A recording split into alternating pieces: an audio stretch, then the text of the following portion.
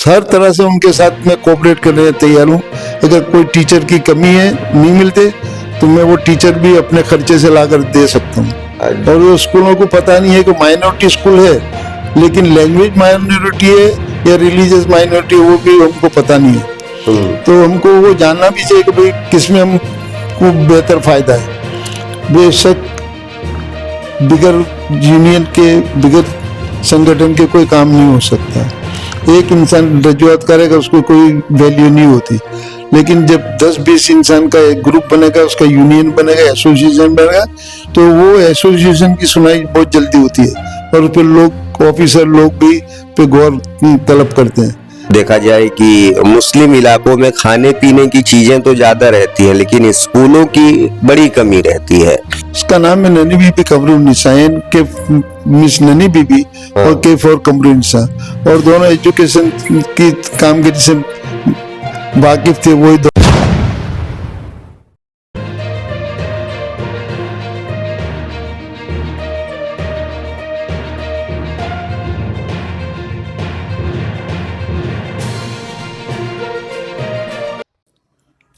ये क्या है कि कौम में बेदारी आनी चाहिए। स्कूलों के ऊपर अकेले भरोसा मत करो। जितने भी पढ़े लिखे लोग हैं, देख तो इतनी दुख होता है, सुबह में नमाज पढ़ के अकेला होता है, कलाक कलाक तक गप्पे मारते, चाय पीते, तो चाहे वहां पियोगे यहाँ पियो, क्या फर्क पड़ता है। लेकिन दो इंसान वहां बैठे होते तो गलत इंसान वहां नहीं आएगा। और हमारा मसला मजहब से भी है कि मजहब में भी हमको वही बताया जाता है जो 1500 साल पहले है। न्यूज फॉर भारत हमारे इस मंच पर मैं आरिफ आलम आप तमाम का बहुत स्वागत करता हूं। अहमदाबाद का जूहापुरा सरखेज इन दिनों चर्चाओं में है। इसके पीछे की वजह यह है कि बीते दिनों अहमदाबाद म्युनिसिपल कॉरपोरेशन ने बीयू परमिशन के नाम पर जिस तरीके की कार्रवाई की थी कि 20 से ज्यादा स्कूल हैं, उसमें से 13 से ज्यादा स्कूलों को या तो सील कर दिया गया है या तो सील मारने की नोटिस दी गई है। इस वक्त मैं एनके स्कूल में बैठा हूं। एनके स्कूल एक ऐसी खुशकिस्मत स्कूल है कि जिसपे एएमसी की कार्रवाई नहीं हुई है और यहाँ पर बच्चे आज भी पढ़ने आते हैं और पढ़ाई करके अपने घरों को जाते हैं। लेकिन दूसरी स्कूलों में जो बच्चे पढ़ रहे थे, उनको ऐसा लग रहा है कि कोरोना एक बार फिर से आ गया है और वो लोग घर से ऑनलाइन पढ़ने को मजबूर हो रहे हैं, क्योंकि स्कूलों पर तालेबाजी की कार्रवाई की गई है। एनके स्कूल का इतिहास भी काफी दिलचस्प है और काफी पुराना है, इसीलिए यहाँ पर पहुंचे हैं और इनके स्कूल के जो संचालक हैं मोहम्मद सईद चौकवाला साहब, उन्हीं से बातचीत करते हैं। चौकवाला साहब, एक बड़ा रसप्रद इतिहास रहा है इस स्कूल का, क्या क्या इतिहास रहा है, इसका नाम कैसे पड़ा है इनके नाम? सन 78 के अंदर यूनिसेफ का एक प्रोजेक्ट था जुआपुरा नाम से, वासना प्रोजेक्ट, और जो नदी किनारे जो झोपड़पट्टी थी उसको वहां से रिमूव करके यहाँ पर उनको बसाया गया था। उस टाइम पर जुआपुरा में सिर्फ 2 स्कूलें थी, एक न्यू एज और एफडी। गवर्नमेंट की कोई दूसरी प्राइमरी स्कूल की अपने पढ़ाई की कोई सहूलत नहीं थी, और वो 2 स्कूलों में बच्चे बहुत हो गए थे तो उनको एडमिशन नहीं मिलता था। इसलिए उनके बच्चे, छोटे छोटे मासूम बच्चे, वो वासना बस स्टैंड के पीछे एक स्कूल है म्यूनिसिपालिटी की, वहां जाते थे पढ़ाई के लिए। तो मुझे पता चला कि भाई ये हालत है बच्चों की और इतने दूर चलकर 2 किलोमीटर 3 किलोमीटर जाते हैं। तो मैंने, हमारी मोहतरमा बहन थी ननी बीबी मिर्जा, रिटायर एजुकेशन ऑफिसर रह चुकी वो, तो उनसे गुजारिश की कि आपकी ये जगह है, यहाँ हम एक स्कूल शुरू करें। तो उन्होंने मुझे इजाजत दी और कहा कि भाई देखो, मैं 72 ईयर्स ओल्ड हूँ, मेरे साथ बाहर दौड़ नहीं होगी। तो मैंने उनको कहा कि आप अंदर का काम आप संभालोगे, बाहर का काम मैं संभालूंगा। ये हमारे अंडरस्टैंडिंग थी और स्कूल हमने शुरू की। तो बच्चों के लाने के लिए हम जुआपुरा के एरिया के जितने भी करीब की सोसाइटियां थी हमारे एनके स्कूल के करीब की, वहाँ हम घर घर बुजुर्ग लोगों को लेकर गए और वहां से हमने एक ही दिन में 103 बच्चों का एडमिशन कराया जी। उसके बाद हमने 2 साल 3 साल 1 से 3 स्टैंडर्ड तक पढ़ाया। फिर 5, 6, 7, 2 साल 3 साल के बाद हमने किया। उसके बाद फिर 8 स्टैंडर्ड का भी परमिशन ली हमने। तो अल्लाह के फजल करम से हम बहुत आसानी से वो स्कूल 8 स्टैंडर्ड के हमको गर्ल्स स्कूल के परमिशन मिल गए, क्योंकि 5 किलोमीटर के एरिया में कोई भी गर्ल्स स्कूल यहाँ नहीं थी। तो उन कमेटी को भी मैंने रिक्वेस्ट की कि भाई 5 किलोमीटर के अंदर एक भी गर्ल्स स्कूल नहीं है, को एजुकेशन के स्कूल है, और मुसलमान बच्चे को एजुकेशन में ज्यादा जाते नहीं है। कुछ मुस्लिम मजहब का मामला होता है और दूर भी होता है। तो एक करीब की स्कूल थी, यहाँ लड़कियां पढ़ लेती थी। और मैंने उनसे एक गुजारिश की कि एक इंग्लिश में कहावत है, if you teach a man you teach a person, if you teach a woman you teach a family. तो बहुत खुश हो गए और मेरे को फौरन मेरे को परमिशन का कह दिया कि आपको परमिशन मिल जाएगी, जाओ आगे बढ़ो। इसी तरह से हमने बच्चों को पढ़ाए और आज अल्लाह के फजल करम से 11वीं 12वीं भी है और कई लड़कियां ग्रेजुएट भी हो गई है, पोस्ट ग्रेजुएट भी हो गई है, BHMS भी कर ली है इन्होंने, चार्टर्ड अकाउंटेंट भी बच्चे बन गए यहाँ से पढ़कर वो। और दूसरा मसला ये गर्ल्स स्कूल थी, तो गर्ल्स स्कूल के अंदर छोकरे तो दाखिल नहीं कर सकते थे, और जो लड़कों को भी 8 स्टैंडर्ड में दूसरी स्कूल में एडमिशन नहीं मिलता था। तो गवर्नमेंट का एक कानून था कि जितनी लड़कियां होगी उससे 30% बच्चों को लड़कों को तुम एडमिशन दे सकते हैं। तो रूल्स का मैंने बेनिफिट लिया और एक क्लास लड़कियों के साथ लड़कों का भी बनाया मैंने। अच्छा सर, इनके स्कूल, इसका पूरा नाम क्या है? क्योंकि जिन लोगों ने डोनेट किया था उनकी भी एक रसप्रद इतिहास रहा है, वो नाम क्या है वो बताइए। इसका नाम है ननी बीबी कमरुन्निसा, के मिस ननी बीबी और के फॉर कमरुन्निसा, और दोनों एजुकेशन की कामगिरी से वाकिफ थे। वही दोनों भी एक DO थे, ननी बीबी जिला शिक्षण अधिकारी, और कमरुन्निसा म्यूनिसिपालिटी के अंदर प्राइमरी स्कूल में हेड मिस्ट्रेस थी।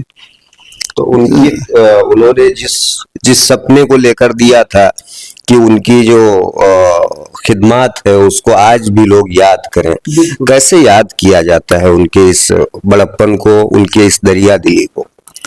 आज जो भी बात है 10 साल 20 साल पहले पढ़ गए होते हैं तो वो हमेशा कहते हैं, वो ननी बीबी को शी इज नोन एज आपा साहब, ये इलाके में आपा साहब के नाम से बहुत मशहूर है और थे। तो जब भी वो आते थे फख्र से कहते थे कि हम आपा साहब के स्कूल में पढ़ते थे और हमने यहीं पढ़ाई शुरू की और यहीं हमने सब कुछ हासिल किया। अच्छा सर, इस स्कूल की शुरुआत कैसे हुई थी? उन दिनों किन चुनौतियों का सामना आपको करना पड़ा था? क्योंकि देखा जाए कि मुस्लिम इलाकों में खाने पीने की चीजें तो ज्यादा रहती हैं, लेकिन स्कूलों की बड़ी कमी रहती है, तो बड़ी चुनौतियां रही होंगी। उन चुनौतियों को कैसे देखते हैं आप? जबकि 2 स्कूलों में बच्चों को एडमिशन नहीं मिलता था, तो मैं क्रिकेट का बंदा था। क्रिकेट टूर्नामेंट अहमदाबाद सिटी में भी चलाते थे हम लोग, गवर्नमेंट ऑफिस के लिए, स्कूल के लिए। फिर ऐसा सोचा कि यहाँ भी बहुत बड़ी जगह है क्रिकेट के लिए, तो मैंने यहाँ ऑल गुजरात मुस्लिम कप शुरू करा, हजरत बिलाल गुजरात मुस्लिम कप, और पूरा गुजरात की टीमें यहाँ खेलने आती थी। तो उस दरमियान मुझे पता चला कि ये बच्चों को, छोटे छोटे बच्चों को वासना ले जाती हैं। तो मैंने सोचा कि भाई ये स्कूल यहाँ जरूरी है। तो ननी बीबी आपा साहब को मैंने रिक्वेस्ट की कि भाई आप एजुकेशन ऑफिसर हो, आपके पास ये जगह है, तो यहाँ हम एक स्कूल शुरू कर दें, प्राइमरी भी। तो उनको मैंने मना लिए और वो एग्री भी हो गए, और हमने वहां से हिम्मत जुटाई और हमने काम शुरू किया। और उनको कहा कि भाई अब ये जो जगह है हम वापरेंगे, गवर्नमेंट के रूल्स के मुताबिक आपको जो भी होगा तो उसको एक ग्रेंट भी हम देंगे, और आपकी जब विशाल हो जाएगा तो स्कूल के अंदर हम कुरान ख्वानी रखेंगे, और जो बच्चे पढ़ेंगे वो उसका आपको बक्सा भी जाएगा। तो वो भी चलता है, अभी वो चालू है। तो 20-20, 25-25 कुरान उनके विशाल के दिए बक्से जाते हैं और उनको इस तरह याद करा जाता है।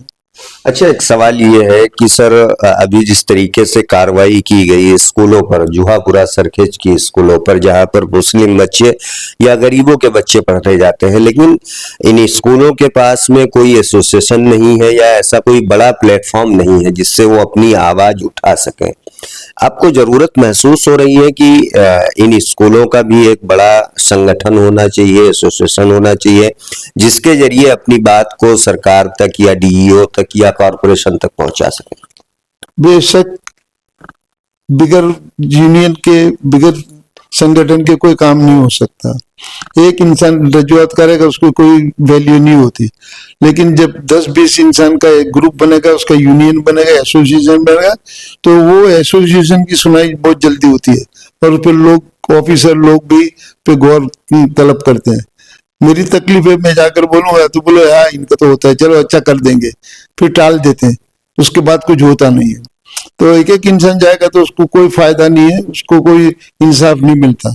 अगर हमारे यहाँ एक यूनिटी बनाकर हम माइनॉरिटी स्कूल्स की प्राइमरी और हाई स्कूल की अलग अलग हम ग्रुप बनाकर उसका यूनियन बनाए, तो हम एक दूसरे को कोऑपरेट करेंगे। उनके बच्चों को कोई तकलीफ होती है तो वो सॉल्व करने की हम कोशिश करेंगे, हमारे बच्चों को कोई तकलीफ है तो हम उसको करेंगे।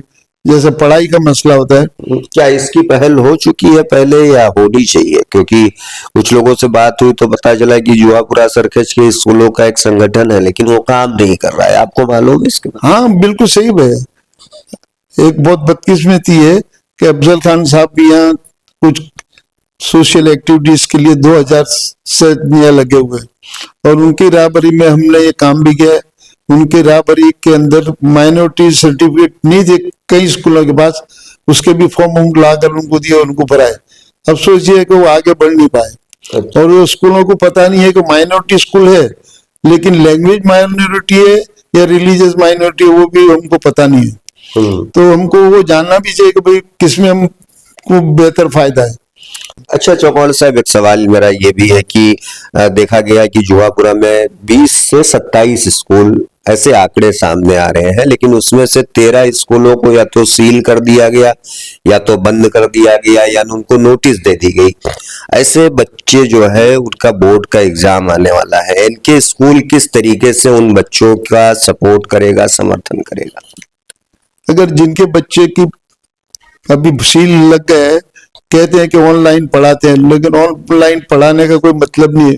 बच्चों के पास मोबाइल भी नहीं होता है तो वो अपने पास नहीं होता, वो उनका क्लास कौन लेता है पता भी नहीं चलता। तो ऐसे बच्चों को मदद करने के लिए मैं पूरे कोऑपरेट करने तैयार हूँ। वहां तक कि मेरे प्राइमरी स्कूल के हैं वो क्लास 2 शिफ्ट में चलते हैं, तो एक शिफ्ट में होल्ड कर दूं और दूसरे टाइम में वो मेरे स्कूल का, मेरे प्रीमाइसी से ऐसे बच्चों के लिए, ऐसे स्कूलों के लिए मैं स्पेयर करना चाहता हूँ। अगर वो स्कूल कहती हो कि हमारे टीचर आकर ये सब्जेक्ट पढ़ाएंगे, मेन सब्जेक्ट तो 3 ही है खास एग्जामिनेशन के लिए, इंग्लिश, मैथमेटिक्स, साइंस, तो ये 3 सब्जेक्ट 3 घंटे का हो सकता है, 1-1 घंटे का, तो बच्चों को भी ज्यादा फायदा होगा और कौम को भी उसका फायदा होगा। उनके माँ बाप को बच्चे की तरक्की होगी तो भी सुकून होगा, उनको भी खुशी होगी। बिल्कुल मैं हर तरह से उनके साथ में कोऑपरेट करने के तैयार हूँ। अगर कोई टीचर की कमी है, नहीं मिलते, तो मैं वो टीचर भी अपने खर्चे से लाकर दे सकता हूँ। इनके स्कूल अब उसकी क्या भविष्य की प्लानिंग है, किस तरीके से आप लोगों का काम रहेगा ताकि मुस्लिम समाज के बच्चे जो है वो ज्यादा से ज्यादा शिक्षा के साथ जुड़ सके, अच्छी शिक्षा और सस्ती शिक्षा उनके ही इलाके में मिले? सबसे बड़ी बात यह है कि कौम की तरक्की कब होगी कि जब उनके बच्चे पढ़ेंगे और पढ़ने के साथ वो इतना जल्दी काम पे लग जाए कि उनके माँ बाप को फाइनेंशियल मदद कर सके ऐसे उस हाल में हो। उसके लिए 2 ही चीज होती है कि ITI के कोर्सेज जो है, इलेक्ट्रिशियन है, फिर प्लम्बिंग है, कंप्यूटर है, ऐसे कोर्स है कि थोड़ा बहुत भी 1-2 साल का कोर्स करके वो 2 पैसे कमा सकते हैं और वो पढ़ेंगे तो उसका टाइम भी इधर उधर भटकने से बच जाएगा और दूसरी कॉलेज में जाकर ग्रेजुएट होने के बाद उनकी कोई गारंटी नहीं है कि उसको नौकरी मिले। जब ये तो एक बिल्कुल श्योर है कि भाई हर इंसान के घर में इलेक्ट्रिक का यूज होता है, हर इंसान का प्लम्बिंग का प्रॉब्लम होता है, तो वो बुलाएंगे तो उनको विजिट फी 100-200 लेगा, तो भी महीने में 2-5 हजार रुपये कमा लेगा। तो कम से कम वो बच्चे का अपना खुद का खर्चा तो निकाल सके, पढ़ाई और उसका पॉकेट मनी, माँ बाप से उसका बोझ तो कम हो जाएगा। यानी पढ़ाई के साथ ही साथ आप बता रहे हैं कि मतलब काम भी सीखे ताकि। हाँ, ITI के छोटे कोर्सेज। जी, आगे की प्लानिंग क्या है आप लोगों की, एनके की? क्या वो ITI के कोर्स यहाँ शुरू करने की हाँ, तैयारी? बिल्कुल बिल्कुल बिल्कुल। सुना है कि एक ITI के रिटायर ऑफिसर है, डायरेक्टर थे, अपने जुआपुरा में ही रहते हैं, उनकी मदद लूंगा मैं। उनकी मदद से FD ने बय्यल में मैं अपने डिप्लोमा कॉलेज शुरू की, तो मैं भी घर का इंसान उनके, तो मैं उनको भी मदद मांग सकता हूँ। और दूसरे भी जो हमारे बड़े बड़े ऑफिसर रिटायर हो गए गवर्नमेंट में से, तो उनका भी कांटेक्ट करके उनका भी एक ग्रुप बनाना चाहता हूँ कि वो लोग हमको गुमराही से बचावे और हमको सही रास्ता दिखावे। हमारे को गवर्नमेंट में कोई तकलीफ हो तो उनके जान पहचान से हमारे काम आसान हो सकते हैं। जी, तो उनको भी घर पे रिटायर होने के बाद घर में उनको सोने नहीं देना, उनको भी हमारे को काम लेना, मदद लेना है। शुक्रिया शुक्रिया चौकवाला साहब। तो ये थे चौकवाला साहब जिन्होंने लंबे अरसे तक एजुकेशन के साथ जुड़े हैं और जुहापुरा सरखेज जो मुस्लिमों का सबसे बड़ा इलाका है, इस इलाके में ज्ञान की जो रोशनी है, ज्ञान का जो दीपक है, लगातार जलाते हुए चले आ रहे हैं। चौकवाला साहब एक ऐसी शख्सियत है जिन्होंने अपनी जिंदगी का ज्यादातर वक्त एजुकेशन में बिताया है और इनकी ये कोशिश है कि मुस्लिम समाज के बच्चे एजुकेशन के साथ जुड़े और वो अपने वालिदैन का हाथ बटाने में मदद करें। मैं गवर्नमेंट सर्विस थी मेरी जी, मैं कमिश्नर ऑफ हेल्थ में था और retire as a audit officer. तो उस दरमियान में जो क्लरिकल काम होता था वो मैंने कभी नहीं किया या कम किया। मैंने रेस्क्यू का काम ज्यादा किया है। एपिडेमिक जहाँ भी होता था वो एपिडेमिक का पूरा ऑर्गेनाइजेशन में करता था। मैंने क्लरिकल काम बहुत कम किया, लिखाई पढ़ाई का। पर ये जो कौम के और समाज के जो जरूरियात वाले काम थे उसमें मैं बहुत दिल से काम करता था। मुझे खुशी होती थी कि मैंने एक नेक काम किया है। तो नेक काम। शुक्रिया सर, शुक्रिया, आपने वक्त दिया बातचीत करने के लिए, आपका बहुत बहुत शुक्रिया।